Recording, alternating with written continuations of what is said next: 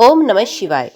आपके अपने YouTube channel जैमा कंजक में आपका बहुत बहुत स्वागत है। आज की वीडियो में हम श्रावण पूर्णिमा पर किए जाने वाले कृत्यों का संक्षिप्त में वर्णन तथा रक्षाबंधन की कथा का श्रवण करेंगे। उम्मीद है कथा को आप शुरू से लेकर अंत तक जरूर सुनेंगे, तो कथा का पूरा फल कथा को पूरा सुनने से ही मिलता है। ओम नमः शिवाय। सनत कुमार बोले, हे दयानिधे, कृपा करके अब आप पूर्णमासी व्रत की विधि कहिए, क्योंकि हे स्वामी, इसका महात्म्य सुनने वालों की सर्वेच्छा बढ़ती है। ईश्वर बोले, हे सनत कुमार, इस श्रावण मास में पूर्णिमा तिथि को उत्सर्जन तथा उपाकर्म संपन्न होते हैं। पोष की पूर्णिमा तथा माघ की पूर्णिमा तिथि उत्सर्जन कृत्य के लिए होती है, अथवा उत्सर्जन कृत्य हेतु पोष की प्रतिपदा अथवा माघ की प्रतिपदा तिथि विहित है, अथवा रोहिणी नामक नक्षत्र उत्सर्जन कृत्य के लिए प्रशस्त होता है, अथवा अन्य कालों में भी अपनी अपनी शाखा के अनुसार उत्सर्जन तथा उपाक्रम दोनों का साथ साथ करना उचित माना गया है। अत श्रावण मास की पूर्णिमा को उत्सर्जन कृत्य प्रशस्त होता है। साथ ही ऋग्वेदियों के लिए उपाकर्म हेतु श्रवण नक्षत्र होना चाहिए।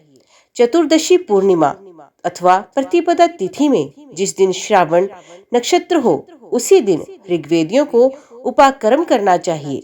यजुर्वेदियों का उपाकर्म पूर्णिमा में और सामवेदियों का उपाकर्म हस्त नक्षत्र में होना चाहिए।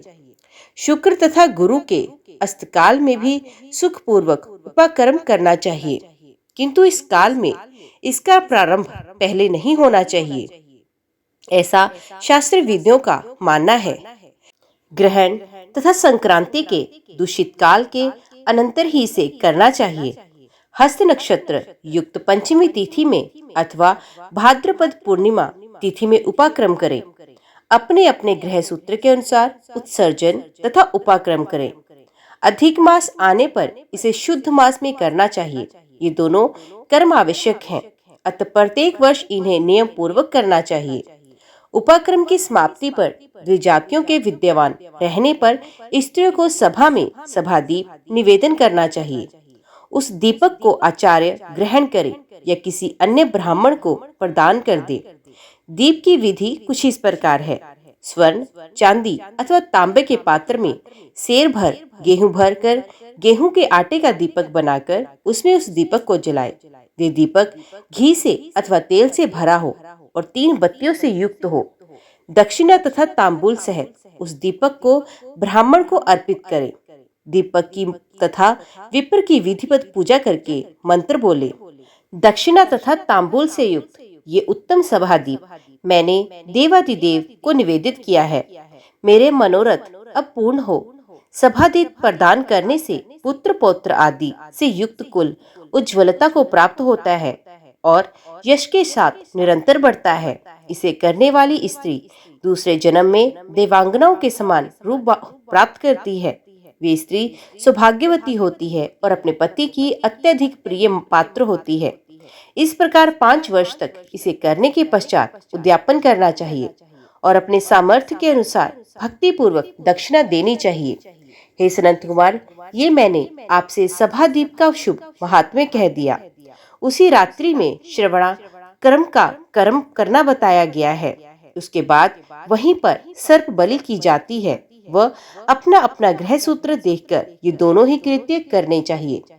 हैग्रीव का अवतार उसी तिथि में कहा गया है। अत इस तिथि पर हैग्रीव जयंती का महोत्सव मनाना चाहिए। उनकी उपासना करने वालों के लिए ये उत्सव नित्य करना बताया गया है। श्रावण पूर्णिमा के दिन श्रवण नक्षत्र में भगवान श्री हरि हैग्रीव के रूप में प्रकट हुए और सर्वप्रथम उन्होंने सभी पापों का नाश करने वाले सामवेद का गान किया। इन्होंने सिंधु और वित्सता नदियों के संगम स्थान में श्रवण नक्षत्र में जन्म लिया। अत श्रावणी के दिन वहां स्नान करना सभी मनोरथों को पूर्ण करने वाला होता है। उसी दिन वहां शृंगधनुष, चक्र तथा गदा धारण करने वाले विष्णु की विधिवत पूजा करें। इसके बाद सामगान का श्रवण करें, ब्राह्मणों की हर प्रकार से पूजा करें और अपने बंधु बांधवों के सहित वहां क्रीड़ा करें तथा भोजन करें। स्त्रियों को चाहिए कि उत्तम पति प्राप्त करने के उद्देश्य से जल क्रीड़ा करें। उस दिन अपने अपने देश में तथा घर में इस महोत्सव को मनाना चाहिए तथा हयग्रीव की पूजा करनी चाहिए और उनके मंत्र का जाप करना चाहिए। ये मंत्र इस प्रकार से है: आदि में प्रणव तथा उसके बाद नमः शब्द लगाकर बाद में भगवते धर्माय जोड़कर उसके भी बाद आत्म विशोधन शब्द की चतुर्थी विभक्ति आत्म विशोधनाय लगानी चाहिए। पुण्य अंत में नमः शब्द प्रयुक्त करने से 18 अक्षरों वाला ओम नमो भगवते धर्माय आत्म विशोधनाय नमः मंत्र बनता है। ये मंत्र सभी सिद्धियां प्रदान करने वाला और 6 प्रयोगों को सिद्ध करने वाला है। इस मंत्र का पुष्ण 18 लाख अथवा 18,000 जप का है। कलयुग में इसका 4 गुना जप से होना चाहिए। इस प्रकार करने पर हयग्रीव प्रसन्न होकर उत्तम वांछित फल प्रदान करते हैं। इसी पूर्णिमा के दिन रक्षाबंधन मनाया जाता है, जो सभी रोगों को दूर करने वाला तथा सभी अशुभों का नाश करने वाला है। हे मुनिश्रेष्ठ, इसी प्रसंग में एक प्राचीन इतिहास सुनिए। इंद्र की विजय प्राप्ति के लिए इंद्राणी ने जो किया था वो मैं बताता हूँ। पूर्व काल में 12 वर्षों तक देवासुर संग्राम होता रहा। तब इंद्र को थका हुआ देखकर देवी इंद्राणी ने उन सुरेंद्र से कहा, हे देव, आज चतुर्दशी का दिन है, प्रातः होने पर सब ठीक हो जाएगा। मैं रक्षाबंधन अनुष्ठान करूंगी, उससे आप अजय हो जाएंगे। और तब ऐसा कहकर इंद्राणी ने पूर्णमासी के दिन मंगल कार्य संपन्न करके इंद्र के दाहिने हाथ में आनंददायक रक्षा बांध दी। उसके बाद ब्राह्मणों के द्वारा स्वस्थयन किए गए तथा रक्षाबंधन से युक्त इंद्र ने दानव सेना पर आक्रमण किया और क्षण भर में उसे जीत लिया। इस प्रकार विजयी होकर इंद्र तीनों लोकों में पुण्य प्रतापवान हो गए। हे मुनीश्वर, मैंने आपसे रक्षाबंधन के इस प्रभाव का वर्णन किया, जो कि विजय प्रदान करने वाला, सुख देने वाला और पुत्र आरोग्य तथा धन प्रदान करने वाला है। सनंत कुमार बोले, हे द्विश्रेष्ठ, यह रक्षाबंधन किस विधि से, किस तिथि में तथा कब किया जाता है? हे देव, कृपा करके इसे बताएं। हे भगवान, जैसे जैसे आप अद्भुत बातें बताते जा रहे हैं, वैसे वैसे अनेक अर्थों से युक्त कथाओं का सुनते हुए मेरी तृप्ति नहीं हो रही है। श्री शिव बोले, बुद्धिमान मनुष्य को चाहिए कि श्रावण का महीना आने पर पूर्णिमा तिथि को सूर्योदय के समय श्रुति स्मृति के विधान से स्नान करे।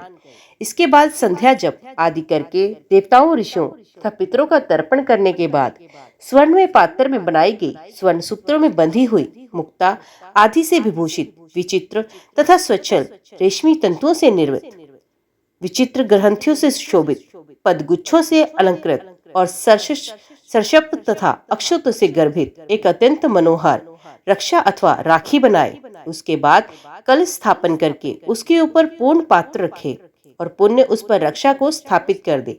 उसके बाद रम्य आसन पर बैठकर सुहजनों के साथ वारांगनाओं के नृत्य गान आदि तथा क्रीड़ा मंगल कृत्य का में संलग्न रहे।